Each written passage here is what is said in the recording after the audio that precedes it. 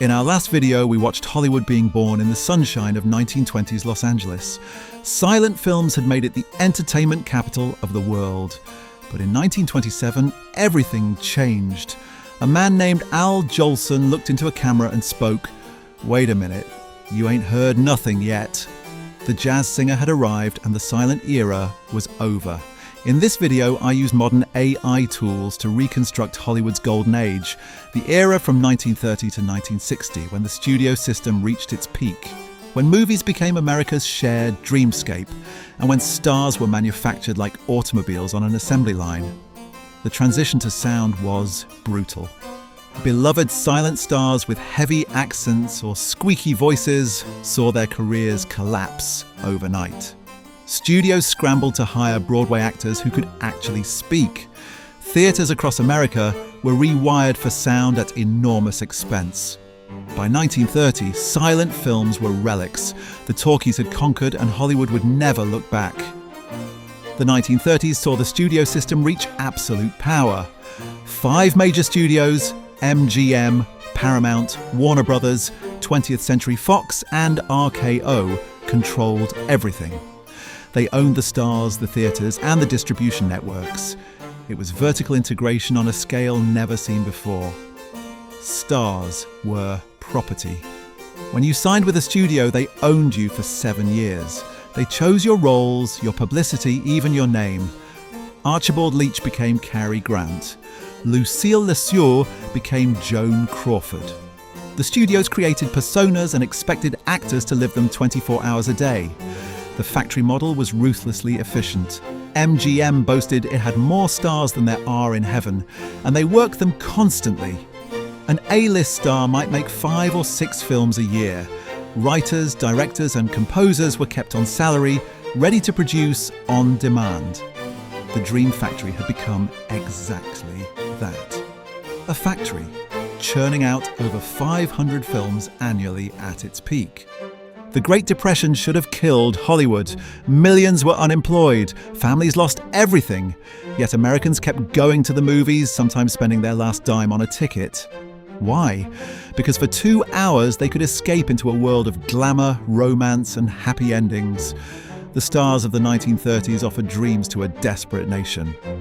Clark Gable was the rugged ideal of American manhood. Greta Garbo was mysterious European sophistication. Jean Harlow blazed with dangerous sexuality. Shirley Temple, a curly-haired child, became the biggest box office draw, offering innocence in dark times. The films matched the fantasy. Lavish musicals by Busby Berkeley featured hundreds of dancers forming kaleidoscopic patterns. Screwball comedies showed the wealthy as lovable eccentrics. And in 1939, Hollywood produced its masterpiece, Gone with the Wind, an epic of love and war that became the highest-grossing film in history, adjusted for inflation, to this day. Color had existed in film since the silent era, but it was expensive and unreliable. Then came 3-strip Technicolor, and suddenly movies could dazzle like never before. The studios used color strategically, reserving it for their most spectacular productions. In 1939, 2 films changed everything. The Wizard of Oz took audiences from sepia-toned Kansas to the blazing Technicolor of Oz, a transition that still astonishes. That same year, Gone with the Wind painted the Old South in lush, romantic hues. Color was no longer a gimmick, it was art. The musicals of the 1940s pushed Technicolor to its limits. Meet Me in St. Louis, An American in Paris, Singin' in the Rain. These films were designed as visual feasts, every costume and set chosen for maximum chromatic impact. Gene Kelly danced through rain that sparkled. Judy Garland sang before backdrops of impossible beauty.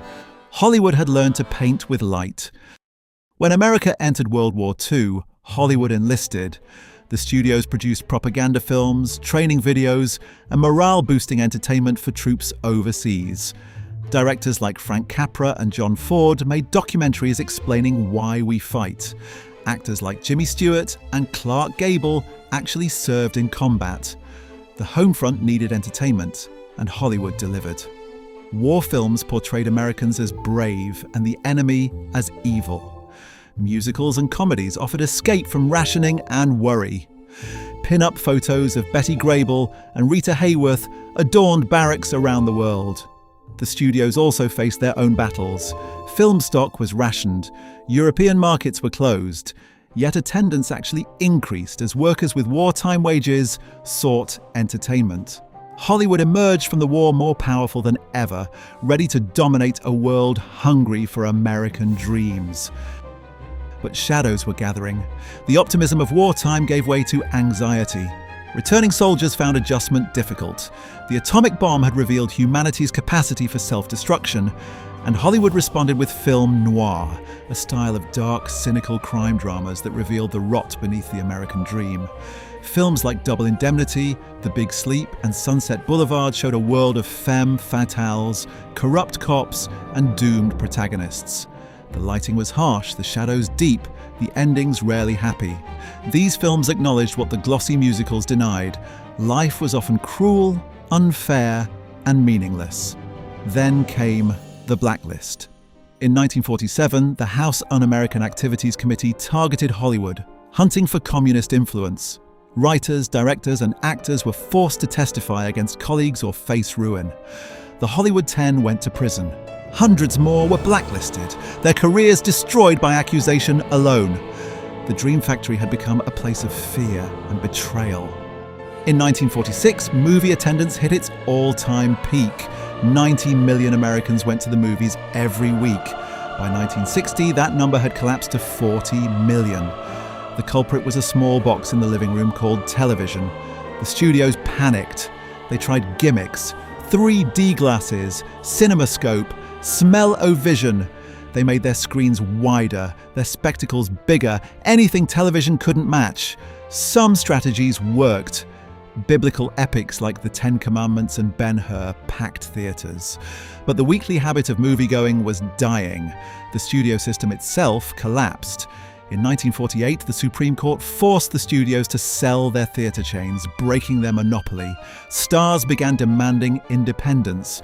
Directors sought creative control. The factory model that had produced Hollywood's golden age was falling apart. Standing here, looking back at these scenes, it is remarkable how completely Hollywood dominated American culture for 3 decades. The stars were our royalty.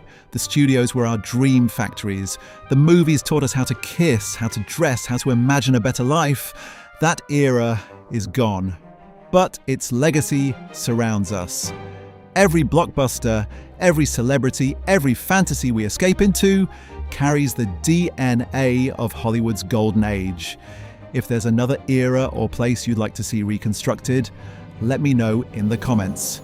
Thank you for watching.